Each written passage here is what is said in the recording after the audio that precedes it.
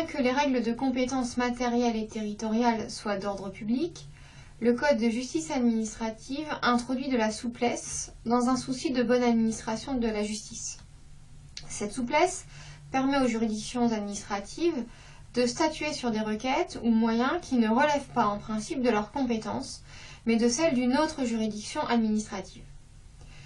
Nous avons déjà cité par exemple qu'en matière contractuelle, les parties peuvent décider de soumettre leur litige à un tribunal administratif autre que celui normalement compétent. Article R 312-11.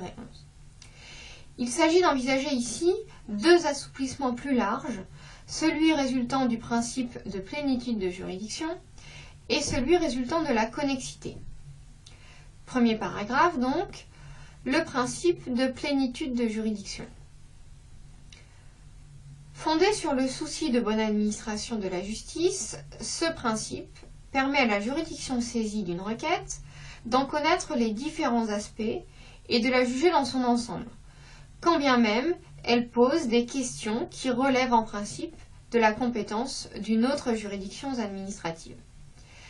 L'objectif est d'éviter que le juge saisi ne soit contraint de surseoir à statuer dans l'attente de la décision d'une autre juridiction administrative. Ce principe de plénitude se traduit par deux règles essentielles. Grand A, le juge du principal et le juge de l'incident. Le principal constitue le cœur de la demande, alors que l'accessoire ou l'incident renvoie à toutes les demandes secondaires. Or, selon l'article R 312-3 du Code de justice administrative, le tribunal administratif territorialement compétent pour connaître d'une demande principale l'est également pour connaître de toute demande accessoire, incidente ou reconventionnelle qui relève de la compétence des tribunaux administratifs, et ce, quand bien même cette demande relèverait de la compétence d'un autre tribunal administratif. Cette disposition prévoit donc une extension de la compétence territoriale des TA saisie du principal. Grand B, le juge de l'action et le juge de l'exception. Cette règle signifie que le juge saisi du litige est compétent pour se prononcer sur l'ensemble des moyens invoqués devant lui à l'appui de la demande par le requérant ou par le défendeur, alors même que l'un des moyens relève en principe de la compétence matérielle ou territoriale d'une autre juridiction administrative. En d'autres termes, cela signifie qu'il n'y a pas de question préjudicielle au sein des juridictions administratives. L'exemple le plus classique est celui du tribunal administratif saisi d'un recours pour excès de pouvoir contre un acte administratif individuel, dans le cadre duquel est invoquée l'illégalité du décret sur le fondement duquel est pris l'acte contesté. Le tribunal, dans ce cas, est compétent pour se prononcer par voie d'exception sur la légalité du décret, et ce même si cet acte ne peut être contesté par voie d'action que devant le Conseil d'État. Ceci résulte également de l'article R 312-3 qui énonce que le tribunal administratif est compétent pour connaître des exceptions relevant de la compétence d'une autre juridiction administrative. Venons-en maintenant à la connexité. Donc, deuxième paragraphe, les règles de connexité. En toute orthodoxie, les règles de compétence au sein de l'ordre juridictionnel administratif conduisent à partager les affaires entre les différentes juridictions administratives. Lorsque plusieurs requêtes sont liées entre elles, le respect de ces règles expose les requérants à des risques de contrariété de jurisprudence et à des délais d'attente différents. Pour pallier ces inconvénients, le Code de justice administrative aménage des dérogations aux règles normales de compétence en cas de litige connexe. Plus précisément, la connexité permet de réunir des requêtes présentant un lien étroit et d'étendre la compétence d'une juridiction à ce groupe de requêtes, alors même que cette juridiction n'est en principe compétente que pour l'une d'elles. Le bénéfice de ces dérogations suppose qu'il existe un lien de connexité entre les requêtes en cause. Historiquement, le Conseil d'État avait une conception étroite du lien de connexité. Celui-ci n'était admis que dans l'hypothèse où le jugement de l'une des demandes était nécessairement subordonné au jugement de l'autre demande.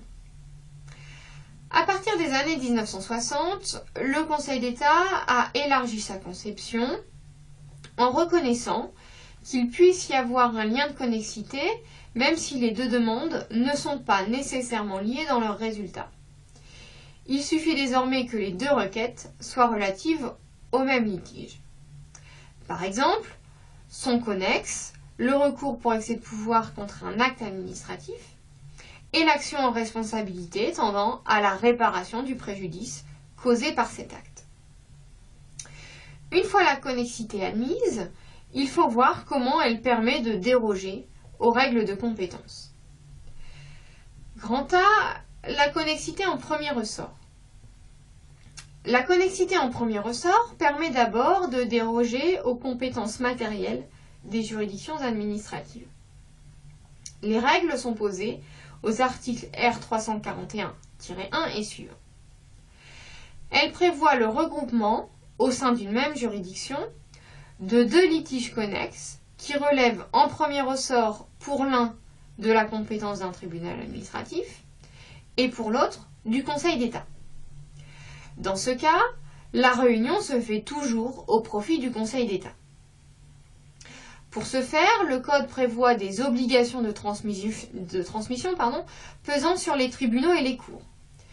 Si le président de la juridiction ne procède pas au renvoi, le Conseil d'État peut le lui réclamer.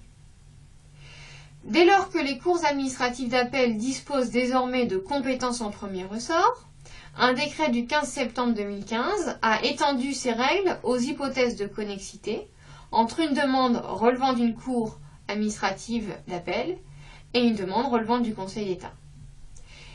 Il a aussi envisagé le cas d'une connexité entre une demande relevant en premier ressort d'une cour et une demande relevant en premier ressort du tribunal administratif. Dans ce cas, la réunion se fait au profit de la cour administrative d'appel en vertu de l'article R345-1 et suivant. La connexité en premier ressort permet ensuite de déroger aux règles de compétence territoriale. Elle autorise cette fois à regrouper au sein d'un seul tribunal administratif des litiges connexes qui relèvent en principe de deux tribunaux différents. Article R342-1. La question qui se pose est de savoir lequel des deux tribunaux administratifs sera compétent au détriment de l'autre. C'est un critère temporel qui est implicitement utilisé. Ainsi, le tribunal saisi d'un litige relevant de sa compétence territoriale est également compétent pour connaître d'une demande connexe à la précédente et relevant normalement de la compétence territoriale d'un autre tribunal administratif. Article R342-1.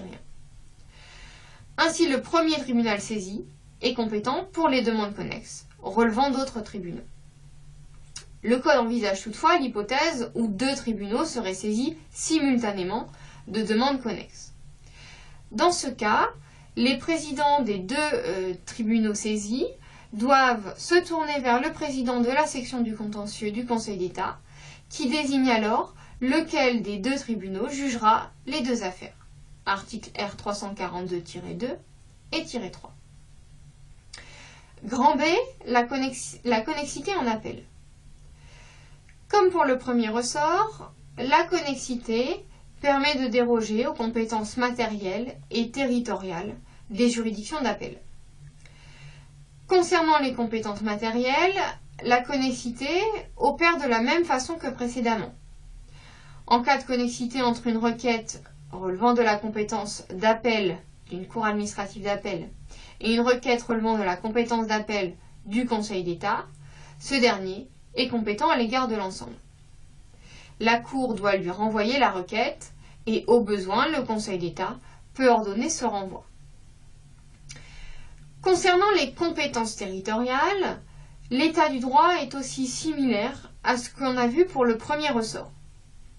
La Cour administrative d'appel saisie d'une demande relevant de sa compétence territoriale est également compétente pour connaître d'une demande connexe, même si elle relève d'une autre cour administrative d'appel. Lorsqu'il y a eu saisine simultanée de deux cours, le président de la section du contentieux du Conseil d'État attribue la compétence à l'une d'elles. Nous achevons ainsi la première partie du cours qui était pour rappel consacrée à l'ordre juridictionnel administratif. Nous commencerons dans la prochaine vidéo la deuxième partie consacrée au recours contentieux devant le juge administratif.